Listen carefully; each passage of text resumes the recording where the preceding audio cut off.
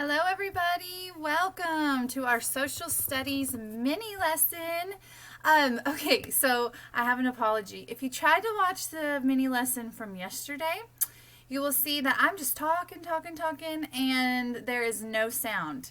I have no idea what happened, if my mic was off or I didn't click the right button. So in this video, it's going to be a 2-in-1. I'm going to redo yesterday's and then add today's to the end. So all you have to watch is this one recording. I'll go back in and delete that other one from yesterday. So I apologize, no sound. So we're going to redo today. All right, so I need you thinking about those famous people that we talked about last week. We've talked about the generals, the presidents, and even some Medal of Honor heroes. So be thinking about those people. We're going to be reviewing and talking about them today. And notice we are getting very, very close to the end. We are finishing up Unit 6, and then all you have is Unit 7 because Unit 8 is a review. So y'all, we're so close. We're talking about all the battles and those famous people, and then we'll be wrapping it up at the end of the week. We'll be done with the Civil War. All right, make sure you attend the live session on Thursday. We will be crowning a new king or queen. We've had 3 queens and no kings. So we need a boy this week to step it up and to win the timeline challenge. Make sure you guys have this memorized. Have your brother or sister or mom or dad and have somebody quiz you. Make sure you know it and that you can type it. And, and it'll be a lot of fun. You don't want to miss the live session on Thursday at 10 o'clock. All right, here's a little review on those famous people that you're thinking about that we talked about last week. Let's review. Here's a list of them, and here is what they did or who they are. So make sure you can match these up. I wish we were together. We could do this you know, in groups or with a buddy, but since we're just on YouTube, we're gonna watch me do it.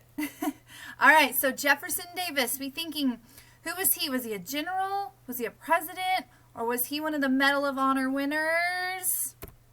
He was the president of the Confederate States. And remember, the U.S. was mad at him and thought he was a traitor for going to be the president of that new country. And so they revoked his citizenship. So he could not be a U.S. citizen anymore. I think they ended up giving it back to him, if I remember correctly. But they revoked it. That's how mad they were. They're like, you are not welcome back in the U.S. anymore. They thought he was a traitor. Yikes. All right, so he was the president of the Confederate States. That's a tongue twister. Ulysses S. Grant. Remember, he was a general for the Union. And I think somebody told me an easy way to remember him is Union General. You can do the U and the G. That works. All right, everybody knows this one. Abraham Lincoln. He was the president that was elected in 1860. He also was elected in 1864. We're going to be talking about that in the live session on Thursday. All right, William Carney. Be thinking, who was he? What did he do? Was he a general? Or was he a Medal of Honor winner? Yes, he was a former slave who won the Medal of Honor. Remember, he's the one that carried the flag in the middle of all of that gunfire and everything. Huge hero. Yes, saved people's lives. Definitely deserved that Medal of Honor. All right, next, Robert E. Lee. Was he a Medal of Honor winner or was he a general? General, yes, he was a general of the South, of the Confederates. So it was Grant versus Lee. And then Philip was another Medal of Honor winner. Now, I will say that I think anybody in the military deserves the Medal of Honor for serving and fighting and sacrificing. And so if I were the president, everybody would win, or every military person would win a Medal of Honor. I think it's such an honor that they do that for us and they fight for us. So that's just my little bit of information. But yes, these two definitely were Medal of Honor winners during the Civil War. They're much deserved. All right, so next, I want to talk about Lincoln's first inaugural address. In the live session on Thursday, you guys are going to do some Google searches on some vocabulary. But when a president is elected, they always give a speech, like right off the bat. And it's kind of their thank you speech, but it's also their here's what I'm going to do during my presidency speech. And so in Lincoln's first one, he pledged that there would be no war unless the South started it. He didn't want to fight, y'all. He didn't want there to be drama and death and all of that. He just said, we're going to make things right. We're going to make things peaceful, but don't start it. We'll fight back. But as long as the South chills and stays calm, we'll stay calm. His number one goal was to preserve the Union. So he did care about slavery, obviously, but that was secondary. His first and primary goal was to keep the U.S. together. He was not happy about the secession and the split. He was not happy about it. So his number one goal was we have to stay together. Now, he knew slavery was an issue, but it was secondary. He wanted to stop the spread of slavery, not necessarily end it, but just stop it. Like, okay, if you already have slaves, we can work that out. But he did not want the drama involved. He really just wanted to keep the U.S. together, peaceful, and calm. But he did say this: there needs to be no bloodshed or violence, and there shall be none. That's the right way to do things, and that's a requirement of... Sorry about that. I had to pause it. A random video had popped up in my background and was talking to us. Okay, so again, Lincoln said there needs to be no bloodshed or violence, and there shall be none, unless it be forced upon by the national authority. Basically, he's saying, I don't want to do this. I don't want to fight. I'm here to keep us together. I don't want to do this. I will if I have to, but I don't want to. I want to stay calm. I want to stay united. So, what message was Abraham Lincoln sending to the South? What do you think? I think he was trying to keep the peace, iron it out, kind of keep everybody calm, cool, and collected. I think it was a very peaceful speech, a very peaceful address. Let's see how the South felt about it. Jefferson Davis, remember, was the first president of the Confederates, and he gave his inaugural address. Much different than Lincoln's. All right, so in this document, Jefferson Davis' intended audience was the northern states. So he wasn't talking to his people about his game plan. He was actually kind of stabbing the North in the back with this speech. It was kind of a, I'm going to give it to you kind of thing. And so here's what happens. He says that the South seceded from the Union, describing it as a necessity, not a choice. So he's saying, we don't want the drama either, so we're just going to leave. Like, we don't want to deal with all of these differences. We don't like Lincoln, so we don't want to deal with him. So we're just going to get out. Okay, you know, that does sound pretty peaceful, but listen to this. Davis also issues a warning to the northern states, proclaiming that the North will never attack the South. So basically he's saying, don't you dare mess with us, or the suffering of millions will bear testimony to the folly and wickedness. Basically he's saying, if you want to mess with us, we're coming back at you. So it's kind of a threat, right? Lincoln's was more calm, peaceful. We don't want to fight. We just want to stay together. Let's work it out.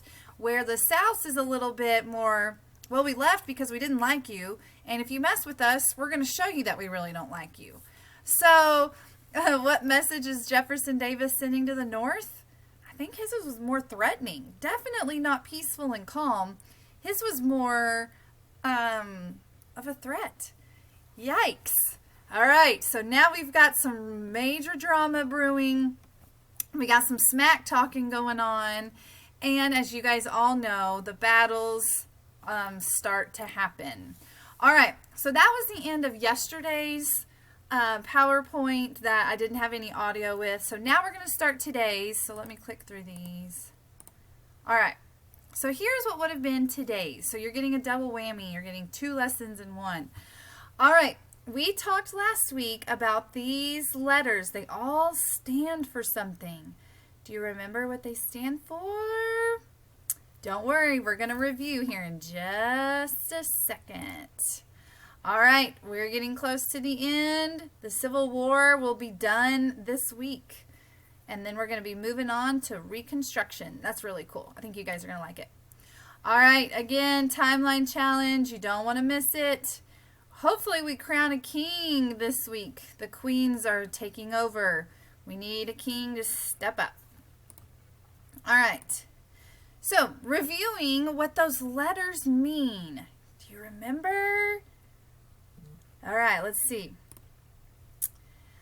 There were 2 sides of the Civil War. You know that. What were the different names of both sides? All right, so you're going to hear, as we talk about this, and you probably have already kind of figured it out, that, one side is called the Union, and that's the original United States. And then over here was the Confederates. Those were the people that split. All right, but you also will hear them called the Yankees. Remember, and you can remember that because New York is up there. So the Yankees, and these were known as the Rebels because they rebelled and left. You'll also hear it called the North and the South, the Union and the Confederates. I'm trying to think what else you might hear. I guess that's probably all that we're going to refer to them as. So just make sure, whenever I'm talking the Union, I'm over here, Confederates over here, North, South, Yankees, Rebels. All right? Okay. I think you guys have already figured that one out. Now let's review the saying. I know some of us thought of some different ones, like Frank ate green vegetables always, or foes always get very angry. You can think of your own if you want. So remember, the F stood for Fort Sumter. That was the very first battle. That one's easy, right? The F's, Fort Sumter, first battle. We got that one. Antietam was a very bloody day. Very, very violent. Remember the first one, nobody died. Or one person did, but it was an accident afterwards. But Antietam was definitely a bloody day. All right, so then the G, can you remember what the G stands for? Gettysburg. This is where the North gained momentum. This is when the North really started to win and realize how strong and powerful they were. All right, the V, can you remember? Vicksburg, a victory on the Mississippi River. Remember that Anaconda Plan where the North was going to try to cut off all of our the South ports and the Mississippi River, and he was kind of like a snake, like he was going to kind of, what is the word? I can't think of the word that snakes do when they like wrap around. I can't think of the word. But where they when they kill their prey, because they wrap around and they suffocate them, well, that's what the North was going to do to the South. Remember, they were going to go along their ports and eventually gain the Mississippi River. And they did. When the South lost the Mississippi River, they could no longer get supplies up and down the middle of their country very well. And so that was huge. It was a major turning point when the North gained access to the Mississippi River. The South couldn't use it anymore. And it really, really hurt them. And then last, do you remember the last one?